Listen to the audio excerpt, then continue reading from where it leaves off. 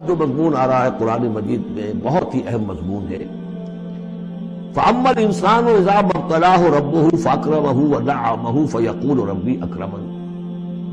انسان کا معاملہ یہ ہے کہ جب اس کا رب اسے آزماتا ہے، اسے عزت دیتا ہے، نعمتیں دیتا ہے، تو وہ کہتا ہے میرے رب نے مجھے عزت دی۔ وَأَمَّا إِذَا مَا ابْتَلَاهُ فَقَدَرَ عَلَيْهِ رِزْقَهُ، جب اسے آزماتا ہے اور اس کا رزق جو ہے اس پر تنگ کر دیتا ہے، راشننگ کر دیتا ہے، تھوڑا تھوڑا دیتا ہے، فَيَقُولُ رَبِّي أَهَانَنِ، تو وہ کہتا ہے میرے رب نے مجھے ذلیل کر دیا۔ کلا، ایسا نہیں ہے۔ آپ کو کیا خرابی نظر آئی اس میں؟ کوئی شرک نہیں ہے۔ اس نے یہ تو نہیں کہا کہ مجھے نعمتیں دی ہے تو کوئی لکشمی مائی کی کرم کی کرپا ہو گئی، یہ تو نہیں کہا۔ اللہ نے، میرے رب نے مجھے عزت دے دی، اور اگر کہیں تنگی آ گئی ہے تو یہ میرے رب نے مجھے ذلیل کر دیا۔ توحید تو مکمل ہے نا یہاں، کہ کسی اور دیوی دیوتا کسی اور الہہ کا تذکرہ نہیں ہے، رب ہی نے مجھے عزت دی، رب ہی نے مجھے ذلیل کیا۔ تو عز من تشاء و تذل من تشاء، اے اللہ تو ہی ہے جس کو چاہتا عزت دیتا ہے، جس کو چاہتا ذلیل کر دیتا ہے۔ تو کیا خرابی کیا ہے اس میں؟ اس میں خرابی یہ ہے کہ اس دنیا میں جو کچھ تمہیں ملتا ہے تم اسے عزت مت سمجھو، یہ امتحان ہے، اور اگر کبھی تنگی آتی ہے اسے ذلت نہ سمجھو، یہ بھی امتحان ہے۔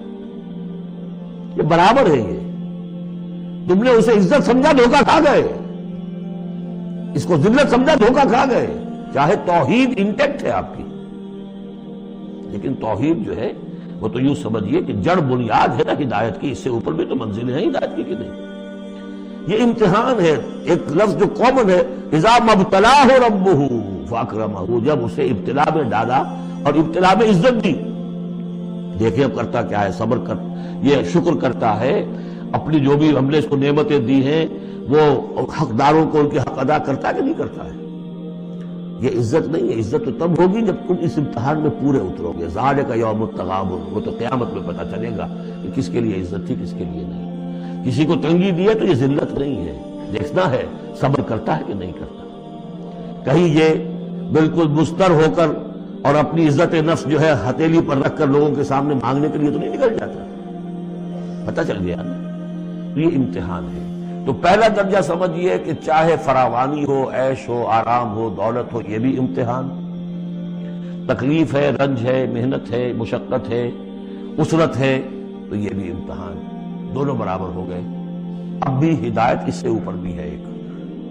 ہمارے دل میں یہ چور رہے گا پہلا امتحان آسان ہے دوسرا مشکل ہے، نہیں، حقیقت اس کے برعکس ہے۔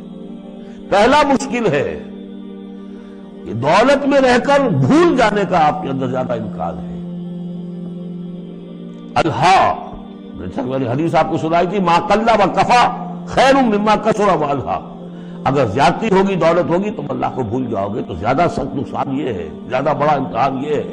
اور اگر ناپ تول کر مل رہا ہے تو ہر وقت اللہ یاد رہے گا، یہ ہلکا ہے، اگر حقیقت وہ بھاری ہے۔ اور اسی میں وہ واقعہ نوٹ کر لیجئے امام احمد بن حنبل رحمۃ اللہ علیہ کا، کہ جب وہ مار پڑ رہی تھی کہ جس کے بارے میں الفاظ ہے کہ ہاتھی کو بھی وہ مار پڑتی تو بلبلا اٹھتا، اس وقت آنکھوں میں آنسو نہیں آئے۔ کب آئے؟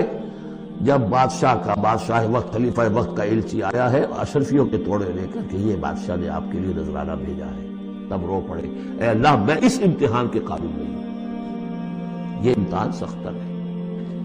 تو یہ ہے درجہ بدرجہ، لَتَرْكَبُنَّ طَبَقًا عَنْ طَبَقٍ، تو ہدایت کے بھی یہ درجے ہیں۔ پہلا درجہ تو یہ ہے کہ جو بھی ہے اللہ کی طرف سے ہے، تنگی ہے تو اللہ کی طرف سے، اور فراوانی ہے تو اللہ کی، یہ توحید تو پوری ہو گئی آپ کی اللہ کی طرف سے۔ لیکن اس میں اب آگے درجے ہیں کہ یہ امتحان ہے، یہ بھی امتحان وہ بھی امتحان، اس اعتبار سے دونوں بھی امتحان ہیں، یہ دونوں برابر ہیں۔ اس سے بھی اوپر یہ ہے، وہ امتحان مشکل ہے فراوانی والا، اور یہ امتحان جو ہے یہ آسان ہے۔